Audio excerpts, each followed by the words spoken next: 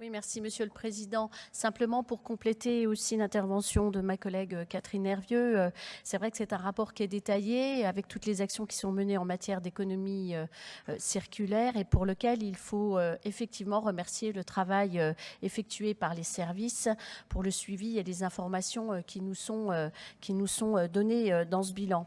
Le plan départemental de l'économie circulaire a le mérite d'exister et donc de mettre en évidence la mobilisation de ceux qui souhaitent, je dirais, en tout cas de ceux qui s'engagent dans cette voie, et il faut les féliciter, les encourager à poursuivre. Et malheureusement, je dirais, on est toujours sur la base du volontariat, et effectivement, de pouvoir généraliser les choses, comme l'a dit ma collègue, c'est important de poursuivre et de continuer là où justement le conseil départemental a pleinement compétence, notamment les collèges.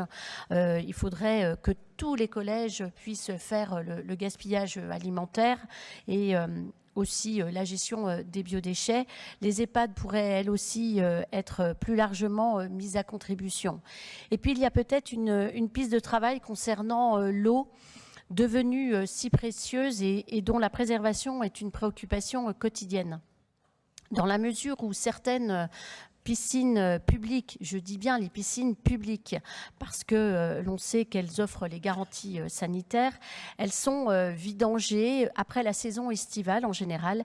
Et est-ce qu'il n'y a pas là la possibilité d'envisager ou d'étudier la possibilité technique avec le SDIS de récupérer ces eaux qui partent dans le réseau afin de pouvoir la stocker? Le SDIS de l'Hérault a récupéré ainsi des milliers de mètres cubes en les stockant dans des citernes mises à disposition par le secteur viticole, quelque chose à saluer. On est là dans une démarche pleinement d'économie circulaire puisque les communes donnent une seconde vie à l'eau de leur piscine, les viticulteurs à leur ancienne cuve pour lutter contre les éventuels incendies. Il me semble donc intéressant de pouvoir étudier cette possibilité en nous inspirant, comme je le disais, des bonnes pratiques. Mais c'est une piste de travail. Merci beaucoup.